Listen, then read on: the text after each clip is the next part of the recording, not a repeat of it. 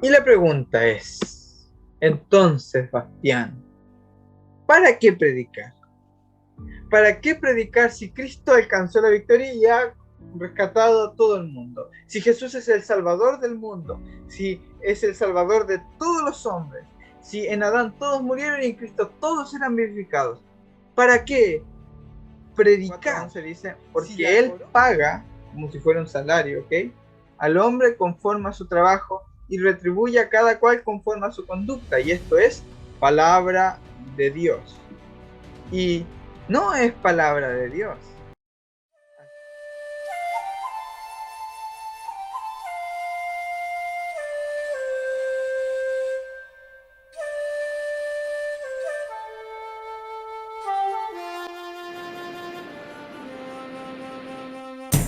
Bienvenidos todos los que están viendo esta presentación por YouTube.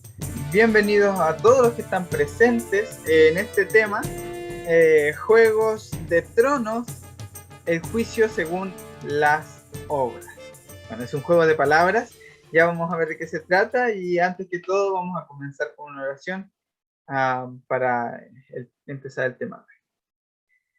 Papito, gracias por darnos tu amor, tu valentía, el coraje y el corazón para poder sentir y hablar de ti, sentir en nuestra alma lo hermoso que es tu evangelio. Gracias porque hoy podrás resolver algunas de las dudas a través de tu palabra y a través de Jesucristo. Agradecemos por tu amor tan grande. Te pido que este tema sea de provecho para el aprendizaje de muchos y también para poner en práctica de aquí a la eternidad. En nombre de Jesús. Amén.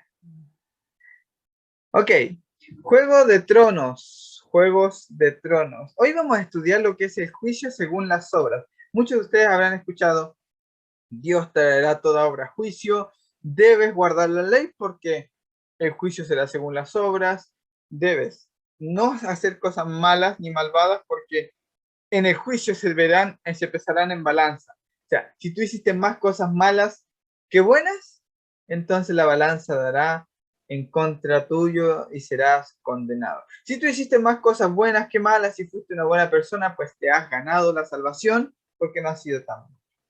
¿Ok? Muchos han hablado de eso. Otros presentan que, ok, somos salvos por gracia, pero luego de que has sido perdonado y hecho salvo, tienes que ser justo, porque luego ya hay otro tipo de justicia, otro tipo de salvación que es diferente a la del perdón y es que tú debes eliminar de tu vida cada pecado, si no, no puedes ser salvo. Entonces queda una duda. ¿Cuándo? Si tú mueres en el momento que fuiste perdonado, eres salvo, pero mueres unos días después de haber cometido uno que otro pecado, luego de haber sido perdonado, de haber tenido tu encuentro con Cristo, entonces te pierdes. Pues necesitaremos personas que estén ahí a la salida del bautismo, del símbolo del agua de la muerte, literal, para acabar con la vida de las personas que le haría un favor, que se irían directamente a la salvación. No tiene mucho sentido, ¿verdad? Vamos a ver hoy en qué consiste el juicio según las obras. ¿Será que se trata de evaluar a los seres humanos según qué tan buenos son o qué tan malos son? ¿De castigarlos si se portó mal y de recompensarlos como si fueran unos siervos si se portaron bien? ¿Es acaso Jesús que le llamó a sus discípulos siervos o les llamó amigos? ¿Les llamó hijitos? El Padre al hijo que había pecado y había desperdiciado todos sus bienes, y cuando vino, ¿cómo le llamó? ¿Ahora serás mi siervo? No, el hijo venía, quería ser uno de sus jornaleros, pero él lo interrumpe antes de que diga eso y dice, este es mi hijo. Y lo hace entrar en el gozo de su Señor, siendo pecador como está. Pero el hijo mayor, ¿qué pasa? Que le servía toda la vida. Tenía una actitud de siervo y el padre decía, puedes tomar y disponer sin necesidad de servirme. Lo importante es que tú siempre estás conmigo. Eso es lo importante. Jesús no dijo que vino para ser servido. ¿Han escuchado la frase, tienes que servir al Señor? No, Él vino para servir. Gloria de hombres no recibo, dijo Jesús. Y quiero presentar otra visión de lo que es cuando Jesús, en cuanto a lo del juicio, cuando Jesús dice, cuando vayan y hagan todo lo que tenían que hacer, vuelvan y digan, siervos inútiles somos, lo que teníamos que haber hecho, hicimos. ¿Saben a quién se dirigían esas palabras de Jesús? Era un público que pretendía, guardando la ley, poder alcanzar la salvación. Era un público que pretendía, y vamos a estudiar ese público al que se refería, cuando están ahí los discípulos y quieren ser siervos, quieren ser quién es el mayor. Si quieres alcanzar por méritos, Jesús le está diciendo, si tú quieres alcanzar por méritos, pues créeme que no te va a alcanzar. Porque cuando hayas hecho todo, todavía eres un siervo inútil. En cambio, a través de los méritos y la gracia de Jesús, es por gracia que alcanzas, es por gracia que eres su hijo, sin merecerlo. ¿Ok? Bueno, hoy vamos a ver de qué se trata el juicio. Por supuesto, han leído muchos ustedes estos textos y vamos a analizar uno por uno y vamos a ir viendo de qué se trata. Job 34:11 dice, porque él paga como si fuera un salario, ¿ok? Al hombre conforme a su trabajo y retribuye a cada cual conforme a su conducta. Y esto es palabra de Dios. Y no es palabra de Dios, así como lo escuchan. Esta no es palabra de Dios, es palabra de Eliú. Y noten lo que dice Dios acerca de las palabras de los amigos de Job, incluyendo a él. Y sucedió que después de que el Señor habló estas palabras a Job, el Señor dijo a Elifaz Tenamita, se ha encendido mi ira contra ti, contra tus dos amigos. ¿Por qué? Porque no habéis hablado de mí lo que es recto, como mi siervo Job. ¿Cuál era la tónica, los que han leído el libro de Job? La tónica de la temática que presentaban los amigos de Job. Tú algún pecado debes tener oculto, que Dios te está castigando por este pecado. Alguna conducta reprochable y oculta debes tener, que Dios está emitiendo un juicio de castigo por tu pecado. Pero el Salmo dice que Dios no hace con nosotros conforme a nuestras iniquidades, ni nos ha pagado conforme a nuestros pecados. Se lo dice el Salmo 103. Entonces, alguno podría tomar este texto y decir palabra de Dios. Él paga al hombre conforme a su trabajo.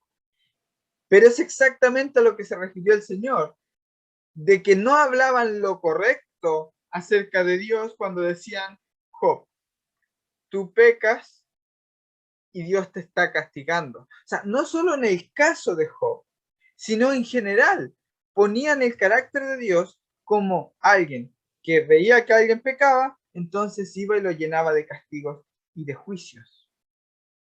¿Se entiende? Pero Dios dice, ustedes no hablaron lo recto. O sea, que es todo lo contrario de la afirmación, Él paga al hombre conforme a su trabajo y retribuye a cada cual conforme a su conducta. Hablamos del Dios de la gracia. Mateo 16:27, el mismo Jesús dice, porque el Hijo del Hombre ha de venir en la gloria de su Padre, o sea, en el carácter de su Padre, con sus ángeles. Entonces recompensará a cada uno según su conducta. Ahora atención, porque la palabra es recompensará. ¿Ok? Pero vamos a estudiarlo un poquito más adelante. Quiero que repasemos los textos, que ustedes los conozcan si no los han leído, y si les falta alguno, pues que los vayamos viendo. Recompensa a cada uno según su conducta. Apocalipsis 22:12, he aquí yo vengo pronto y mi recompensa está conmigo para recompensar a cada uno según sea su obra. ¿Ok? Mi recompensa está conmigo. O sea, ¿hay recompensa? Pues la verdad que la Biblia sí habla de una recompensa. ¿Ok? Pero la recompensa es según la conducta, según las obras. Aparentemente eso es lo que dice ahí. Vamos a seguir analizando. ¿Ok? Salmo 62:12. Tuya es, oh Señor, la misericordia. Ok, como del Señor es la misericordia, entonces Él paga al hombre conforme a sus obras. Ok, si tú has cometido pecado y el Señor es el que te va a pagar y la razón por la que Él te va a pagar es porque de Él es la misericordia, ¿cómo te va a tratar? Pues como dice el Salmo 103, no ha hecho con nosotros conforme a nuestras iniquidades, ni nos ha pagado conforme a nuestros pecados, porque como la altura de los cielos sobre la tierra, engrandeció su misericordia para con nosotros. Ok, los cielos sobre la tierra. La tierra es el estrado de sus pies y los cielos es su trono. ¿Ok? Así que si su misericordia se eleva como los cielos sobre la tierra, quiere decir que su trono es el trono de la misericordia. De hecho, en el santuario, cuando ustedes ven la palabra propiciatorio, lo que significa es el asiento de la misericordia. Así que el trono de Dios, el juicio de Dios, no hace con los hombres conforme a sus iniquidades. Así que, ¿en qué sentido Dios paga al hombre conforme a sus obras? Proverbios 24:2. Si dices, mira, no sabíamos esto, ¿no lo tiene en cuenta el que sondea los corazones? ¿No lo sabe el que guarda tu alma? ¿No dará a cada hombre según su obra? Eclesiastés 12:13-14. Y es uno de los textos que más se tiene para que presentar un juicio retributivo, un juicio condenatorio. Un juicio llevándote, ok, predicamos que debemos guardar los mandamientos, entonces para que realmente le hagan caso y los cumplan, pues aquí tenemos el texto amenaza abajo, porque si no los guardas, Dios trae toda obra a juicio. Te va a condenar. Y empiezas a leerle al que le estás dando el estudio bíblico la lista de los mandamientos y empiezas a hacer que se sienta culpable. ¿Ok? No lo estás cumpliendo. Mira, tú no has guardado el sábado. Es hora de que comiences a guardar el sábado, porque están los mandamientos y Dios traerá toda obra a juicio. Y luego predicamos del juicio. Tema a Dios y guarda sus mandamientos. Tenemos una serie completa acerca de guardar los mandamientos. Se llama Cristo el Pacto Eterno. Ahí estudiamos qué significa la palabra guardar en hebreo, con mucho detalle, y el teme a Dios también. Ahora, porque Dios traerá toda obra a juicio, junto con todo lo oculto, sea bueno o sea malo. Hoy vamos a estudiar de qué trata ese versículo también. ¿Ok? Lucas 12, del 1 al 2. Atención. Jesús está hablando y miren lo que dice. Recuerden, traerá toda obra a juicio, toda cosa encubierta, sea bueno, sea malo, ¿ok? En estas circunstancias, cuando una multitud de miles y miles se habían reunido, ¿ok? Visualicen ustedes la escena del juicio. Está Jesús y se reúne una multitud de miles y miles, tanto que se atropellaban unos a otros. Jesús comenzó a decir primeramente a sus discípulos. Lo primero, o sea, se reúnen todos y luego más tarde va a hablar de un lenguaje de juicio. Y lo primero que le dice a sus discípulos, guardaos. La palabra sería absténganse de la levadura de los fariseos, que ¿qué es? La hipocresía. ¿Ok? Entonces Jesús dice, y nada hay encubierto que no haya de ser revelado, ni oculto que no haya de saberse. Son las mismas palabras. Está parafraseando de alguna forma la situación del juicio, donde Dios trae toda obra a juicio, lo oculto, sea bueno o sea malo, y se ha de saber. Pero ¿en qué contexto? Jesús le dice a sus discípulos, guárdense de la hipocresía de los fariseos. ¿Por qué? La palabra hipócrita es una palabra del griego que viene de los teatros griegos, donde los hipócritas eran los que se ponían una máscara. Ustedes sabrán el logo de un teatro, normalmente era una máscara de uno sonriendo y otro triste. Se ponían una máscara y estaban detrás de la máscara. Eso significa un hipócrita. O sea, los fariseos se ponían, la levadura de los fariseos que se expandía, que se dispersaba y llenaba, era ponerse el manto de religiosos, el manto de santos, el manto de los que guardaban los 10 mandamientos, de los que guardaban la ley de Moisés, de los que lo guardaban perfectamente y que iban y predicaban en las sinagogas y eran los maestros de sinagoga. ¿Okay? Los fariseos presentaban ese manto, esa careta, esa máscara, que es la hipocresía. Cuando estudiamos este asunto, vemos que la hipocresía también lo menciona Jesús como la iniquidad. O sea, el pretender una justicia, el ser como Dios, a la vez de estar siendo otro. Por eso Jesús decía, limpia primero el vaso de adentro y luego lo de afuera. Porque lo único que hacían era ponerse y encubrirse. Entonces Jesús dice, no hay nada encubierto, aunque sea por una máscara, que no haya de ser revelado ni oculto, que no haya de saberse. Quiero que anexar a este tema otro que es el Evangelio en el juicio o sorpresa en el juicio, que es un tema del último atardecer con papá, la serie que tenemos en el canal. Y en ese tema presentamos cómo al final Jesús se quita la máscara. Así como José al final se quita la máscara y ese que parecía ser un Dios condenatorio porque estaba probándolos, a ver si amaban a su hermano o no, y cuando aprendieron a amar, rompe José en llanto y se quita la máscara. Y vemos que hay un texto conectado en Pedro que dice que en aquel día será la manifestación de Jesucristo. Será el apocalipto de Jesucristo. En aquel día será la revelación de Jesucristo. O sea, no hay nada encubierto que no haya de ser revelado. Primero será revelado el grande amor de Jesús, pero no sin antes revelar la hipocresía, las máscaras de santidad. ¿Ok? En ese contexto, Jesús utiliza estas palabras.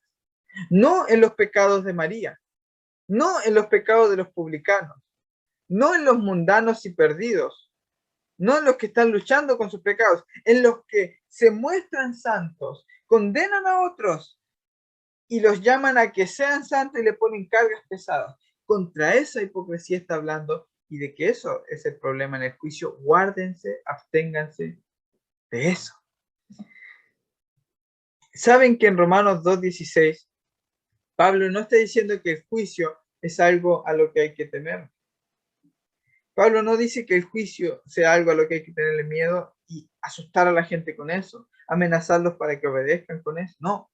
En el día en que, según mi evangelio es buenas noticias, Dios juzgará los secretos de los hombres. Qué buena noticia que Dios vaya a juzgar mis secretos. Bueno, Pablo lo está diciendo. Porque el que está juzgando tus secretos es el Dios de la misericordia.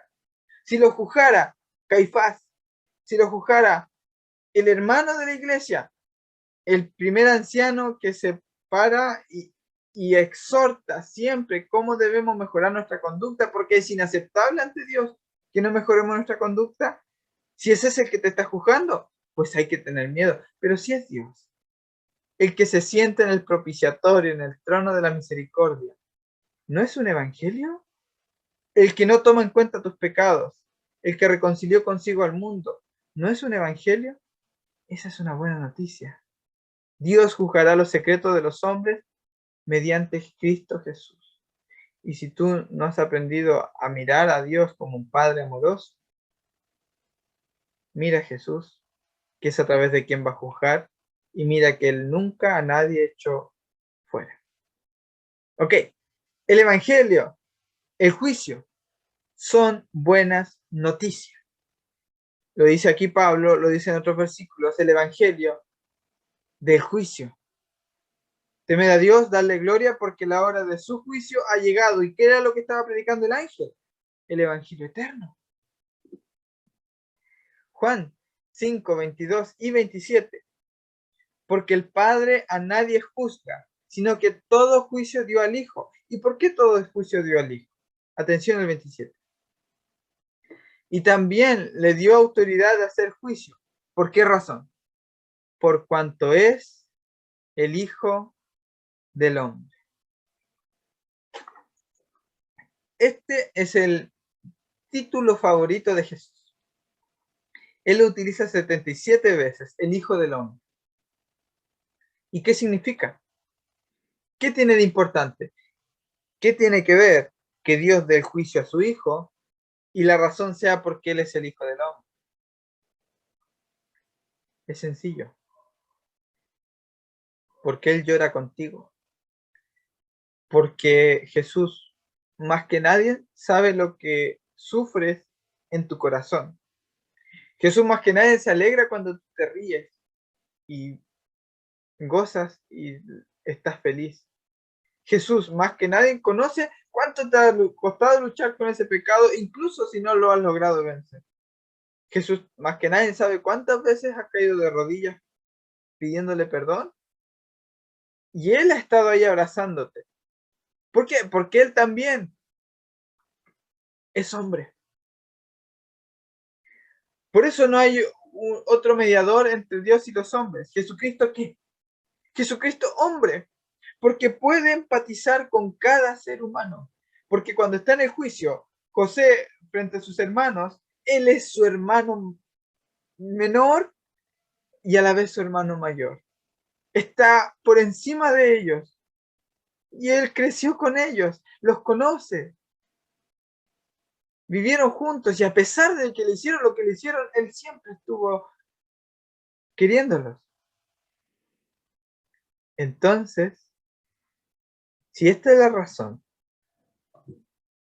el trono del juicio en el que se sienta Jesús tiene que ser de misericordia. Hebreos 4, 15 al 16. Porque no tenemos un sumo sacerdote que no pueda compadecerse de nuestras flaquezas. Atención, esto no es para el tiempo presente solamente. Él está hablando del trono de la misericordia que es eterno. En ese que se sienta ahora para que tú vayas en oración, es el mismo en el que se va a sentar en el juicio. Se compadece, sino uno que fue tentado en todo, como nosotros, pero sin pecado. Por tanto, acerquémonos con confianza al trono de la gracia, o sea, al trono del favor inmerecido, al trono de que aunque tú seas el mayor de los pecadores, eres bienvenido. ¿Para qué? Porque de ahí solo recibiremos misericordia y hallaremos gracia para la ayuda oportuna. Recuerda que los hermanos de José estaban agobiados, necesitaban un socorro, estaban desesperados porque no iban a poder llevar a su hermano de vuelta a su padre. En ese momento tienen ayuda oportuna. La ayuda oportuna es como cuando también aparece en Hechos. Esto solo aparece la palabra socorro 2 veces en el Nuevo Testamento. Y lo otro es cuando Pablo, antes de zarpar y naufragar, anclan un barco con cuerdas. Ok, básicamente es la cuerda que te arroja Cristo. Cuando estés frente de Él en el juicio y tú no tengas nada para defenderte, sino aferrarte a su amor, allí estará Él. Señor, yo sé que me dices todas las posibilidades, las opciones y las oportunidades. Tuve muchas victorias contigo, pero hay pecados en los que volví a caer. Tal vez se redujo la cantidad de veces, pero volvía y no logré nunca ser perfecto. No logré nunca alcanzar aquello que tanto luché y que tanto lloré. Porque en eso crecimos muchos. Muchos crecimos en un contexto tan farisaico en el que a las personas se les carga tanto con la perfección que no viven en paz, que no gozan del perdón de Jesús, porque una vez que están perdonados y se sienten perdonados, saben que van a volver a caer y que si caen, están obligados, entienden que Jesús ya los perdona en principio, pero ya más adelante, ahora que saben, que conocen, que han sido perdonados, no pueden permitirse pecar. Y es cierto que la gracia de Dios tiene poder para aquello, pero sepan que el mismo que te perdonó en un principio es el mismo que te perdona siempre, que ya te perdonó. Ese trono de gracia y de misericordia es eterno. Hebreos dice que vive siempre para interceder por ellos. Eso tiene más poder contra el pecado que cualquier miedo, cualquier amenaza de castigo. La gracia. Porque donde abundó el pecado, la gracia sobra. ¿Ok? Su misericordia entonces dura para siempre. ¿Saben? Esto es el evento concluyente del juicio. Pablo lo describe con estas palabras en 1 Corintios 3, del 2 al 15.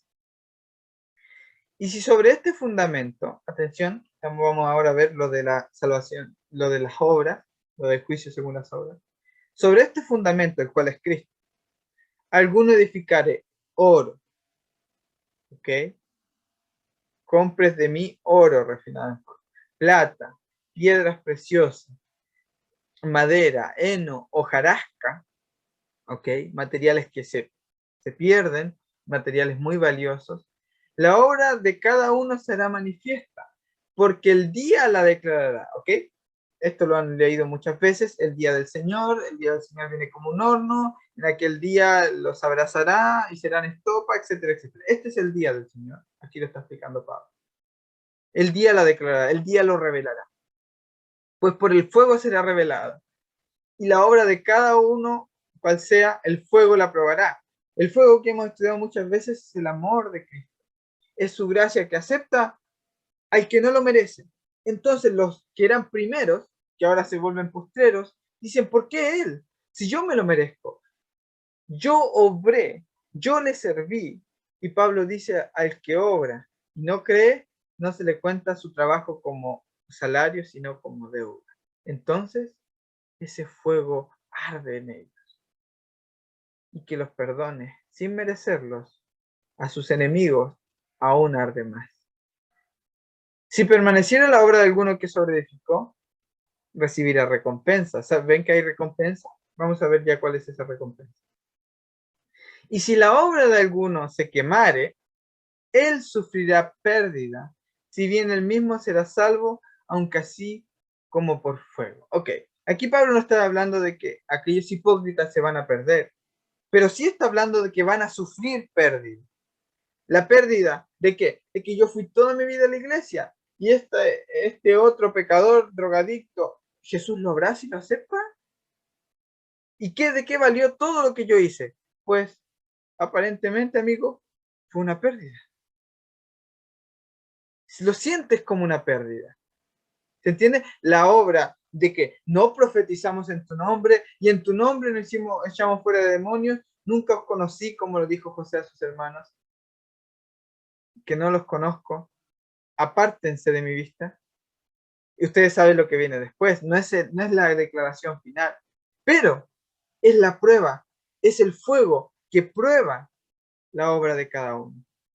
Se dan cuenta de que todos reciben el salario por igual y los que trabajaron todo el día al calor del sol se molestan porque su Señor es bueno y da por gracia la recompensa. ¿Ok? ¿Se va entendiendo? Los que hicieron obras para salvarse no les vale de nada, entonces para ellos es pérdida. Esas obras no son hechas y sobre edificadas en Cristo. Todo lo que Cristo haya hecho a través de ellos en el amor, pues sí permanece. Pero lo que hayan hecho para mostrarse buenos, los que hayan hecho como toda su vida yendo a la iglesia o presentando, dando estudios bíblicos, presentando un manto de santidad para salvarse, pues pasa a ser una pérdida. Lo hablo así porque es el contexto actual homologado con los fariseos de aquella época, porque eran los religiosos de la época, los mayores enemigos de Cristo. Ok. Pablo explica un poquito mejor para que vean que no son solamente conclusiones mías de qué se trata esta pérdida. El mismo Pablo que escribió en Corintios. Filipenses 3 del 5 al 8. El circuncidado al octavo día del pueblo de Israel, el pueblo escogido de Dios, de la tribu de Benjamín, hebreo de pura cepa, hebreo de hebreos. En cuanto a la interpretación de la ley, un maestro, fariseo, ¿ok? Este era uno de los fariseos, de los que tenían levadura, ¿sí? La hipocresía. En cuanto al celo, perseguidor de la iglesia. Y en cuanto a la justicia que la ley exige, pues era intachable. Y a ver si no es de esta pérdida de la que está hablando Pablo. Sin embargo, todo aquello que era para mi ganancia, ¿qué todo aquello? Pues toda esa religiosidad, la perfección de la ley, el ser intérprete de la ley, el exponer las escrituras, el ser maestro de Israel, el pertenecer al pueblo escogido de Dios, el cumplir con todas las normas de salud y ritualidades de la iglesia y en este caso del pueblo. Todo eso, ¿qué es? Que era para mi ganancia, que para ellos lo consideraban, tengo puntos para la salvación. Ahora lo considero que pérdida, pérdida por causa de Cristo, porque Él sí pasó por ese fuego. Y aún más, yo estimo como pérdidas todas las cosas en vista del incomparable valor de conocer a Cristo Jesús. O sea, cuando tú conoces a Jesús, ya no te importa qué dirán en los que influyes tanto. ¿Qué dirán? ¿Qué pensarán de ti siendo un maestro ideal de la doctrina de tu iglesia? Que pienses diferente de un momento a otro, tú no vas a perder esa reputación, a menos que consideres conocer a Cristo como de mayor valor. No vas a perder una carrera, ¿verdad? Por conocer a Cristo. ¿Por qué? Porque implica que hay pérdidas y solo dan el paso a los que consideran de mayor valor conocer a Cristo. Porque Cristo se hace tan precioso, tan hermoso ante sus ojos, que no pueden más que simplemente elegirlo a Él. Y ver que todo lo que hacían era basura porque el amor de Dios los aceptaba así, los abrazaba así. A Pablo, todo eso que hacía Pablo eran inseguridades propias para ser salvo. Toda esa perfección. Ahora sabía que Cristo lo aceptaba así. Entonces, ¿para qué quiere todo lo otro? Mi Señor, por quien lo he perdido todo, pero lo considero como una basura a fin de ganar a Cristo. Lo considero como basura. Todo eso. ¿Qué es lo que Pablo tanto quería? ¿Qué es lo que Pablo por lo que cambió todo eso? Pablo cambió toda su intachable vida religiosa por la vida eterna. Para muchos, la vida eterna no es vivir la vida religiosa. De hecho, en Cristo, la vida eterna implicaría renunciar a la reputación y a la vida de intachable religiosidad, de ser conocido como un cristiano honorable, que siempre va a la iglesia y como un maestro entre muchas personas. Muchas veces implica eso. Eso fue el caso de Pablo. Se retrajo 3 años para que, si bien conocía mucho, todo eso debía reinterpretarlo con Cristo. No es que no te sirva todo lo que has aprendido, pero es que Cristo le da la sustancia. Esta es la vida eterna, que te conozcan a ti. Y Pablo prefirió conocer a Cristo. Esa era su ganancia, esa es la recompensa, que conocer a Jesucristo. En Romanos 2, 6 al 7 dice, el cual pagará cada uno conforme a sus obras. Atención, ahora se va entendiendo mejor lo de obras, ¿no? A los que por la perseverancia en hacer el bien buscan gloria, honor e inmortalidad, ¿qué dará? Vida eterna. Es decir, ¿qué les dará? Conocer a Jesús. Los que sinceramente buscan todo eso encontrarán cómo es Jesús. Y ese es el premio. Esa es la gran obra, la vida eterna. Y por Jesús se ven pérdidas. En 1 de Juan 2:25 vemos que este es precisamente lo que nos ha prometido Jesucristo, la vida eterna. O sea, ¿qué te prometió a ti y a mí? Conocerla a Él. Así que el premio es conocer a Jesús. Es lo que las palabras del padre al hijo mayor, el padre del hijo pródigo al hijo mayor. Hijo, tú siempre estás conmigo. No importa el hecho de que me sirvas. La clave está en que siempre estás conmigo y no te has dado cuenta. Porque estás tratando de alcanzar algo que yo ya te di. Y como tienes tus manos tan ocupadas en trabajar por aquello que yo te di, no puedes tomar lo que te doy como un regalo. Estás trabajando para pagármelo cuando yo te lo regalé. Él nos prometió la vida eterna. La vida eterna. Digamos que este es el pacto de Dios. Conocer a Jesús, la vida eterna. Y la Biblia nos dice que este pacto cae para todas las familias de la tierra. Para todas las naciones serán benditas en Jesucristo, lo conocerán. Mateo 6, 5 al 6. Noten lo que dice. Cuando ores, no seas como los hipócritas. Vean el contexto. Porque ellos aman el orar en pie en las sinagogas y en la esquina de las calles para ser vistos por los hombres. De cierto os digo que ya tienen su ¿qué? Su recompensa. Ya tienen su recompensa.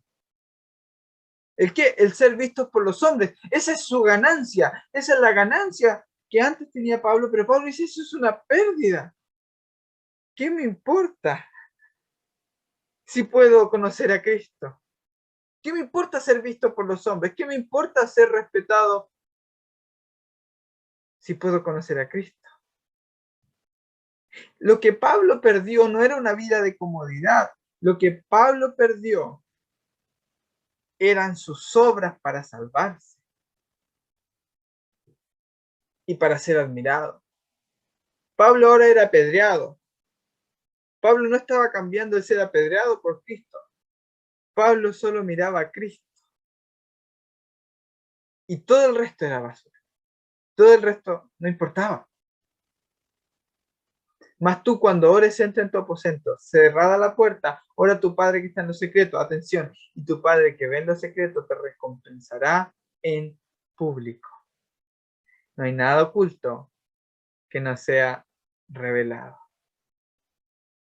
¿Se va entendiendo el caso del juicio? ¿Por qué Jesús dijo, guárdense de los hipócritas? Porque todo lo que es oculto, la hipocresía oculta, va a ser revelada. Y ahora en el contexto de los hipócritas les dice, pues bueno, ustedes oren en lo secreto y sepan que eso secreto también, en el sentido positivo, también saldrá al público. También será recompensado en el día de juicio. Esa recompensa es conocer a Jesús, porque tú cuando oras, comienzas a conocer a tu papá, a tu Padre que ve en lo secreto. 1 Corintios 9, 24 al 25. ¿No sabéis que los que corren en el estadio todos a la verdad corren, pero uno solo se lleva el premio? Ahora, esto es muy lindo. Corred de tal manera que lo obtengáis. Porque Pablo no está diciendo, ok, corre para ganarle a todos. No, no, no. Pablo está diciendo, claro, en el estadio olímpico todos corren, pero solo uno gana. Pero en el caso de nosotros, todos los que corran de tal manera lo van a obtener. Ok, puedes correr tú si buscas a Cristo. Si quieres conocerle, lo tendrás. Jesús le prometió, adivinen a quiénes. A los fariseos les prometió, y conoceréis la verdad, y la verdad os hará libres. A los fariseos.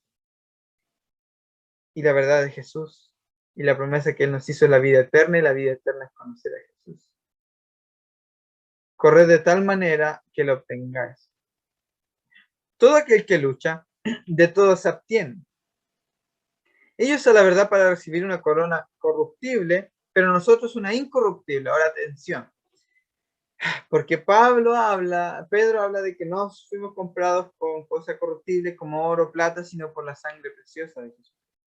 Esto es igual. O sea, Así como ellos se abstienen de alimentos, se abstienen de cosas para alcanzar una buena marca, para lograr la victoria y alcanzar la corona, no te está diciendo tú también abstente de alimentos y anda y corre literalmente en un juego olímpico, evidentemente. Lo mismo sucede con la preparación. No te dice que obtengas de alimentos para alcanzar la salvación. No te dice que seas, que no comas carne para alcanzar la salvación. No te está diciendo eso. Te está hablando en un sentido espiritual. Te está haciendo la comparación, sí. Pero ellos algo corruptible, nosotros algo incorruptible. ¿Ok? La palabra se abstiene es la misma expresión que Jesús pudo usar cuando dijo, guardaos de la levadura de los fariseos. Abténganse de la levadura de los fariseos, de que es la hipocresía. Ok. Para el día del juicio, abstente de la hipocresía. Si tú quieres correr la carrera y quitar todo peso del pecado, pues créeme que tienes que quitar la hipocresía. Poner enfrente de la ley, poner la gracia. Entonces correrás liviano. De todo se abstiene, ok. Abstente de toda hipocresía, de toda levadura. La palabra corona, ok, aquí es Stefanos. Vamos a ver de qué se trata la palabra griega Stefanos. G4735. Propiamente una corona o guirnalda, otorgada a un vencedor en los antiguos Juegos Atléticos, como las Olimpiadas griegas, ok. La corona de la victoria, es la de las Olimpiadas. Ahora, en caso contrario, hay otra palabra griega que se utiliza que es diadema, ¿ok? Una corona real. No es la misma que utiliza Pablo aquí. Esta es Stefanos, de una tomando la palabra de las Olimpiadas. Atención, porque también Stefanos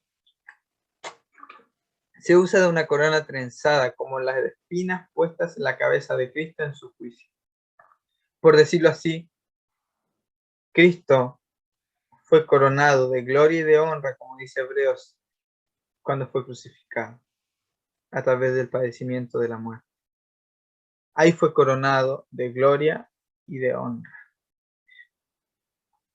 La corona de Cristo fue una Stefanos, fue una guirnalda, fue de un juego olímpico, por decirlo así, corrió la carrera.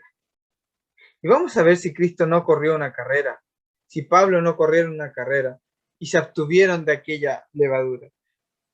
Porque, ¿cuál es nuestra esperanza? 1 Tesalonicenses 2, 19 al 20. O gozo o corona. O sea, ¿cuál es la corona de Cristo? ¿Cuál es la corona de Pablo? La esperanza, el gozo. ¿Cuál es su recompensa? ¿Ok? Porque esta es la recompensa. Estéfanos, de que me gloríe, ¿no lo sois vosotros delante de nuestro Señor Jesucristo en su venida? Vosotros sois nuestra gloria y gozo. O sea que Pablo, cuando hablaba a otros de Cristo, entonces eso era su esperanza, su gozo, de que ellos también fueran felices. Las personas a las que Pablo amaba eran su recompensa, su corona. ¿Saben ustedes cuál es la corona de Cristo? Hebreos 12, 1 al 2. Por tanto, nosotros también, teniendo en derredor nuestro tan grande nube de testigos, despojémonos de todo peso del pecado que nos asedia y corramos con paciencia la carrera que tenemos por delante. Puesto los ojos en Jesús, que ya ha corrido, el autor y consumador de la fe, el cual, por el gozo puesto delante de él, sufrió la cruz, menospreciando lo propio, y se sentó a la diestra del trono de Dios. ¿Cuál era el gozo de Jesús? Vosotros sois nuestra gloria y nuestro gozo. ¿Cuál era el gozo de Pablo? A quienes él amaba. ¿Cuál era la corona de Jesús? El estéfano de Jesús, aquellos a quienes él amaba. Verá el fruto de la aflicción de su alma y quedará satisfecho. Cuando ustedes lean y recuerden la corona de espinas en la cabeza de Cristo, esa corona representa a toda la humanidad, que le hirió, pero a la vez fue su gloria, y tú fuiste el gozo puesto delante de él. Verte a ti feliz, amarte. ¿No lo sois vosotros? Y la pregunta es, entonces, Bastián, entonces, Pablo, mejor dicho, ¿para qué predicar? ¿Para qué predicar si Cristo alcanzó la victoria y ha rescatado a todo el mundo? Si Jesús es el Salvador del mundo, si es el Salvador de todos los hombres, si en Adán todos murieron y en Cristo todos eran vivificados, ¿para qué predicar? Si la corona es el gozo, si Pablo predicaba y decía, ustedes por los que he corrido son mi gozo, ojalá no haya corrido en vano por ustedes. ¿Acaso Pablo no estaba predicando porque tenía la urgencia de que se salvaran? ¿Es de eso por lo que Pablo predicaba? ¿Para qué nos manda a predicar? Si no es para salvar a las personas. Sería muy arrogante de nuestra parte creer que nosotros somos los encargados de la salvación de alguien más. Un solo Salvador. Entonces, ¿para qué predicar? Vamos a ver para qué predicar. ¿Ok? Quiero que presten atención a este versículo. Este versículo para mí tiene mucho significado. Los que saben, a mí me gusta mucho el atletismo. Me encanta esa disciplina, ese deporte. He aprendido muchísimo en mi vida a través de eso. Y tengo un amigo con el que estudiamos teología y él siempre recitábamos textos bíblicos mientras corríamos. También servía de capacidad pulmonar, ¿no? Ir hablando y corriendo. Y recitábamos citas, versículos bíblicos de memoria. Y un día él me recita este que yo no lo conocía y me impactó tanto, pero tanto y me encantó. Atención lo que dice, Hechos 20:24. Pero de ninguna cosa estimo mi vida como valiosa para mí mismo.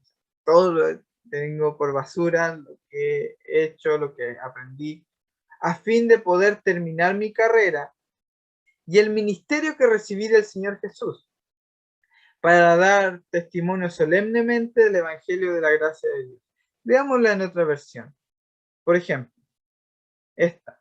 Para mí, sin embargo, mi propia vida no cuenta, con tal de que yo pueda correr con qué. La mayoría de los versículos dicen con gozo, hasta el fin de la carrera y cumplir el encargo que el Señor Jesús me dio de que, ¿cuál es el encargo? Predicar, ¿qué? Anunciar la buena noticia del amor de Dios.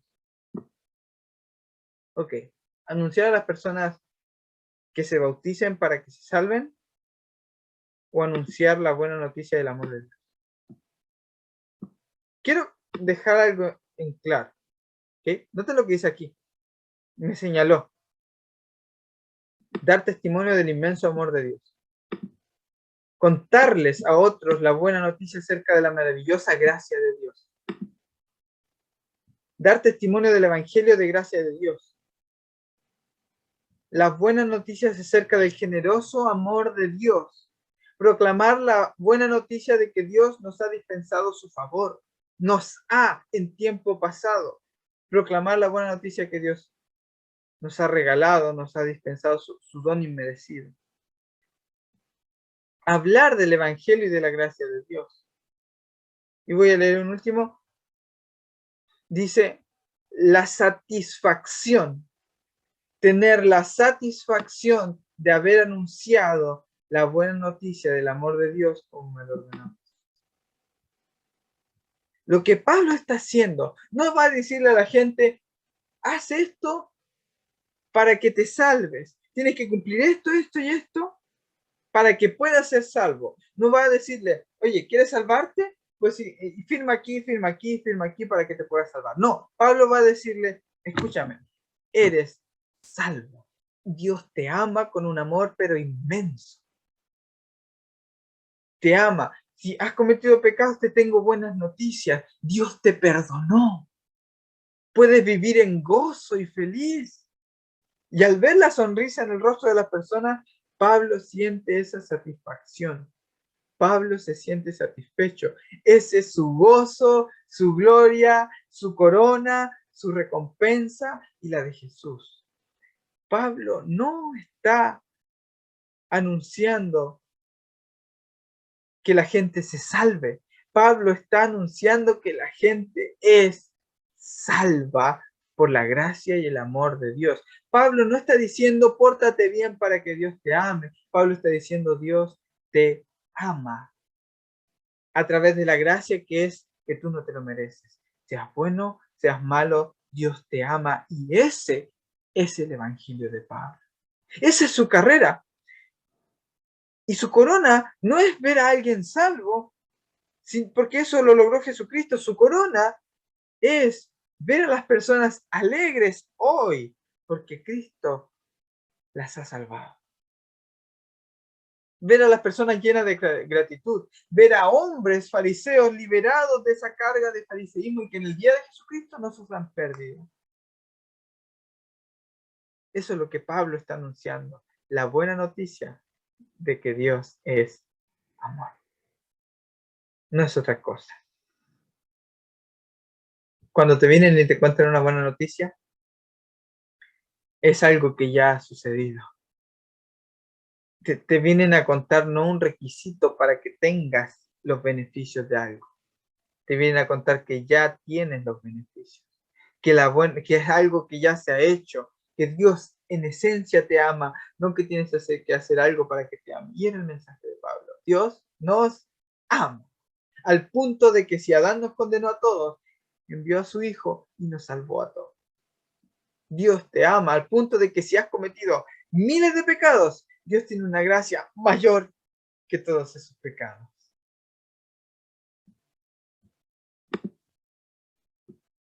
Entonces, ¿para qué predicar? Para compartir con otros el evangelio del Dios feliz y así ver a otros felices también. Para que hoy puedan vivir la salvación. Cuando las personas eran sanadas, a pesar de todos sus pecados, y no me digan que no tenían pecado los que iban a Jesús para ser sanados.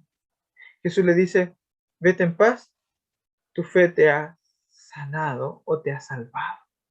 Hoy la salvación ha llegado a esta casa. Jesús, cuando sanaba a la gente, la salvaba. ¿Por qué? Porque salvar es simplemente aliviar la carga, despojar del peso del pecado que les asedia y que los hace sentir tan miserables y culpables. Y en cambio se sienten amados. Sí que hay que predicar. Y sí que más ganas dan de predicar. La salvación de las personas no está en tus hombros, pero probablemente sí que pronto se sientan felices. Segunda de Corintios 5:10 dice, porque es necesario que todos comparezcamos ante el tribunal de Cristo para que cada uno reciba según lo que haya hecho mientras estaba en el cuerpo, sea bueno o sea malo. Atención. La palabra tribunal es G96:8 y es bema, el bema de Cristo. Noten la definición de esta palabra. Tenga en cuenta que hay dos palabras griegas distintas usadas para el trono de un juez. El gran trono blanco, que es judicial, es tronos, en griego tronos. Pero la palabra para el tribunal de Cristo es bema, que es la misma palabra usada para referirse a los tronos de los jueces en las Olimpiadas. Los jueces de los Olímpicos pesaban lo bueno y lo malo de los participantes de las Olimpiadas. Daban galardones en forma de coronas corruptibles, estéfanos, a los que competían bien. No hay condenación para los que estamos en Cristo Jesús. Amén. Pero hay un juicio, bema, para determinar los galardones que serán otorgados o perdidos. ¿Sí? Los que no se despojen de la hipocresía sufrirán ¿qué? Pérdida. Sufrirán pérdida de haber vivido una vida amargados y amargando a otros. Y de que todo eso no haya valido para nada. En cambio, los que hayan aceptado a Cristo no están en condenación ellos, y hablan a otros de que también están sin condenación, o sea, tienen ganancia en esta vida, como dijo Jesús, y en la venidera. La vida eterna, conocer a Jesús. Alegran a otros, tienen su corona de gozo, sus estéfanos, pero los otros sufren pérdida. Además, nuestros pecados no serán llevados a memoria en este juicio, sino que son nuestras obras que serán juzgadas para ver si fueron buenos o beneficiales o triviales y sin valor. Atención, porque la palabra bueno, que sea bueno, sea malo, en 2 Corintios 5:10, no son las palabras normales utilizadas para expresar lo bueno o lo malo en sentido moral, sino para lo que es útil o sin valor. La palabra bueno es agatos, que usualmente significa bueno o beneficial. Correcto lo que hablábamos, alegrar a otros, hacerle bien a otros. Eso es construir oro, construir algo que permanece. La palabra traducida malo no es ni cacos ni poneros, que son palabras que significan algo moralmente malo, malévolo en la Biblia, sino faulos, que significa malo en el sentido trivial o sin valor. De estas palabras derivamos la palabra foul en inglés o falta en los deportes, pues viene de los mismos Juegos Olímpicos. Así que Pablo, muy bien, se sentaba a las gradas y miraba a los paganos cómo corrían en torno y adoraban al sol, pero sacaba lecciones de aquello y decía, el juicio de Dios, ¿cómo lo puedo explicar? Y lo explicaba de esta forma tan interesante. No es Cristo juzgando, es Cristo mostrando que hay obras que son inútiles, hay obras que son pérdidas, son foul, y hay obras que merecen y tienen su recompensa. Tienen su recompensa. Los hipócritas juegan sucio, cometen faltas. Por eso Jesús le dijo, atención, porque en el juicio deben abstenerse de la levadura de los hipócritas, de los fariseos, que es la hipocresía. Eso hablaba Pablo. El que lucha de todos se abstiene. ¿Para qué? Para tener una corona incorruptible de gloria, de alegría, de gozo. Compartir el gozo. Estudiando, leí que lo que fermenta toda la masa es el buen humor de Dios. ¿Okay? La parábola de que se pone la levadura y leuda toda la masa, lo que lo fermenta es el buen humor de Dios. O sea, el evangelio se trata de esparcir el evangelio del Dios feliz, que Dios los ama y no los condena. Eso es predicar. No decirle a la gente lo que tienen que hacer para ser salvos. Cuando te dicen, Dios te salvó, tú lo que tienes que hacer es ¿qué? Creer. Creer y serás sanado, aliviado, salvado. Te quitarán tus cargas, es lo que significa salvación. Por eso cree en el Señor Jesucristo, cree lo que Él ha hecho, y pues eres salvado, serás salvado.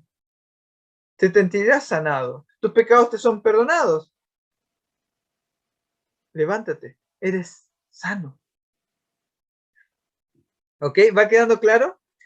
Entonces, el trono del que habla Pablo, del juicio según las obras del que hemos leído tanto, se trata de un trono bema, donde se toman en cuenta todas las obras que fueron inútiles, triviales, sin sentido, obras propias de justicia humana, versus la recompensa que son, como vimos, la misma alegría que generas en otros y la corona de la que habla Pablo, Estéfanos. ¿Ok? Y 1 Corintios 4 al 5, aquí vamos acabando, fíjense que Dios trae, si bien está este juicio, ¿no? Dios trae para aclarar las cosas. Dios va a manifestar todo lo que ya vimos, pero trae algo para todos, ¿ok? Todos es como cuando la profesora en el kinder o en el jardín, todos hacían un trabajo y algunos lo hacían bien y otros mal, pero ella finalmente le daba la estrellita a todos. Ok, Dios también, porque aún que de nada tengo mala conciencia, esto ya lo hemos hablado, ¿sí? Una conciencia perfecta. No por eso soy justificado, pero el que me juzga es el Señor. Así que no juzguéis nada antes de tiempo.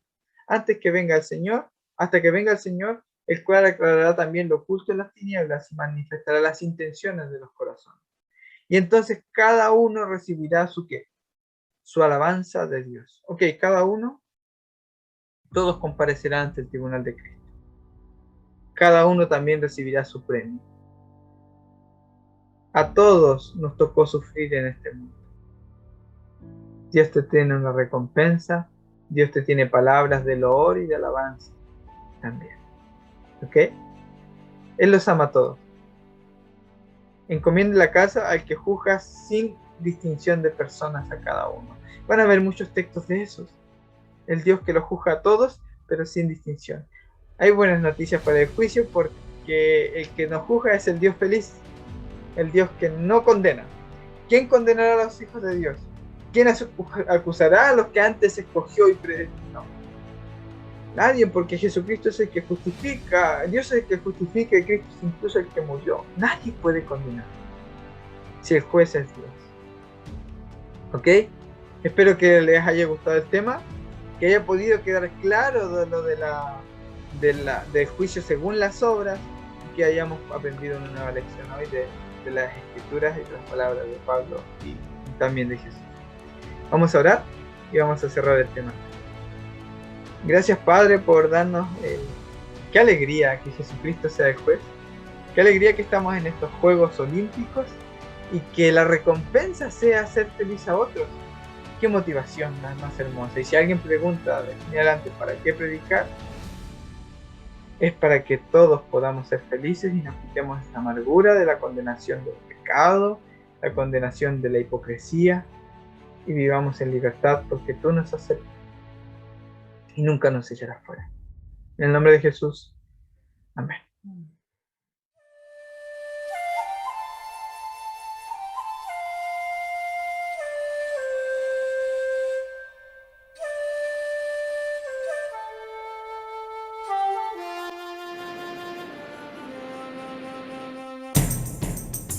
Si estos videos son de bendición para tu vida, puedes apoyar nuestro ministerio a través del link de PayPal puesto en la descripción. Y si has disfrutado de estos temas, puedes dejarnos tu me gusta, comentar qué fue lo que te ha gustado a ti y suscribirte para no perderte ninguno de nuestros nuevos estudios. Hasta luego y nos vemos pronto.